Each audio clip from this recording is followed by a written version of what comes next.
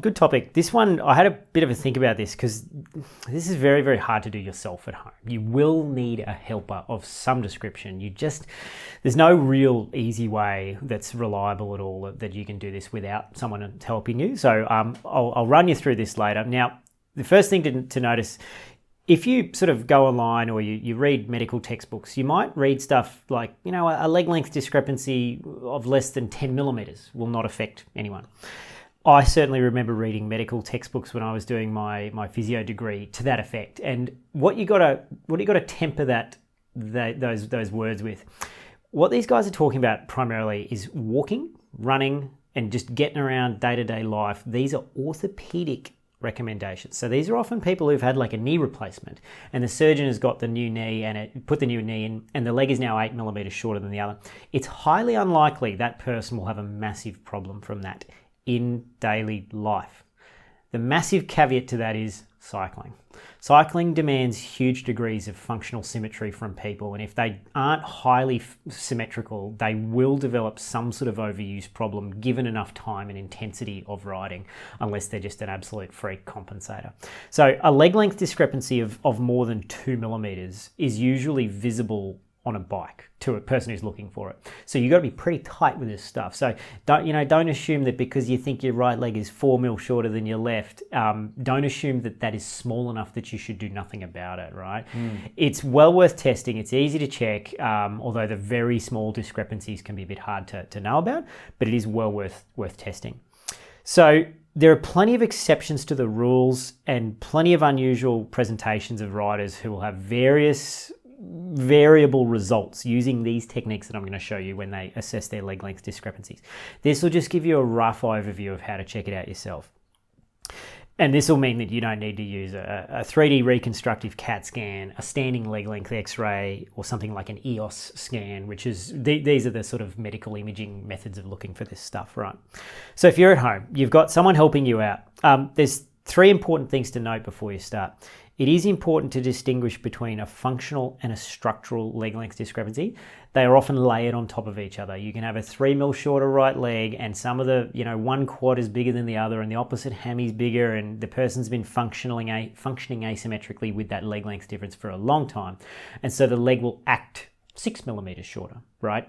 Due to the muscular imbalances overlaid over the skeletal imbalance, right?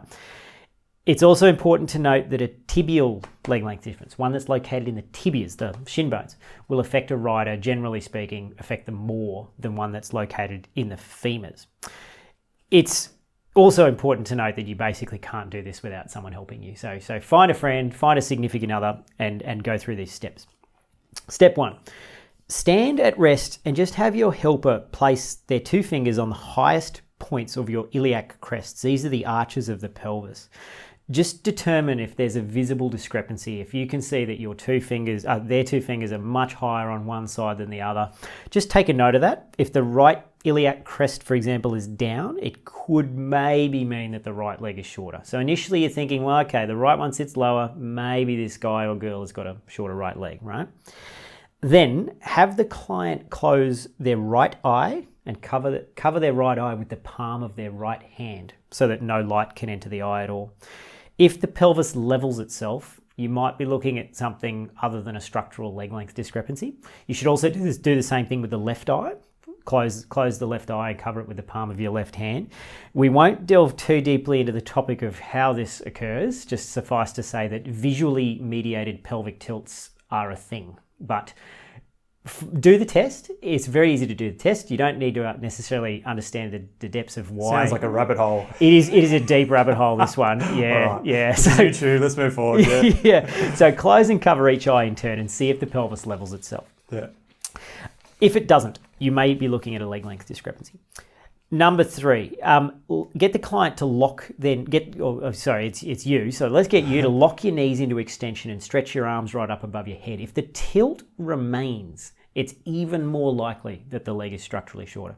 Sometimes when the person locks their knees back and extends their arms up, the tilt will disappear, and that's more likely to be a pelvic tilt rather than a structural leg length difference in that case.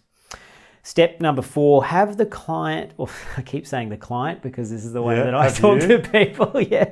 Have them lie flat on their back on a fairly solid surface. Carpet is ideal. Bend their knees up to 90 degrees or a little bit beyond and just put their heels next to each other on the floor.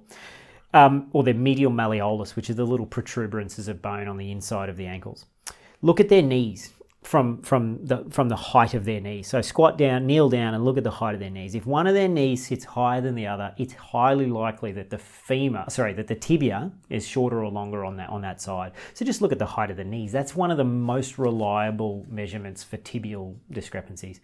And there'll be a lot of people that say, what if their foot is different? Yes, that is also possible. They may have a larger heel bone, a calcaneum or a talus. Their ankle contributes to the length. We won't go into that. It's rabbit holes within rabbit holes, mate. So look at their knees. Then have the client lift their pelvis off the floor nice and high, put it back down, grab their ankles, and just gently slide their heels down towards you and gently tug on both feet with even pressure on both hands. And then look at the level of their heels. And again, if you see that, again, let's say, for example, that right heel is sitting up about 5 or 6 mil, the overall leg length discrepancy, once you've taken into account all of these things, may be 5 or 6 millimeters.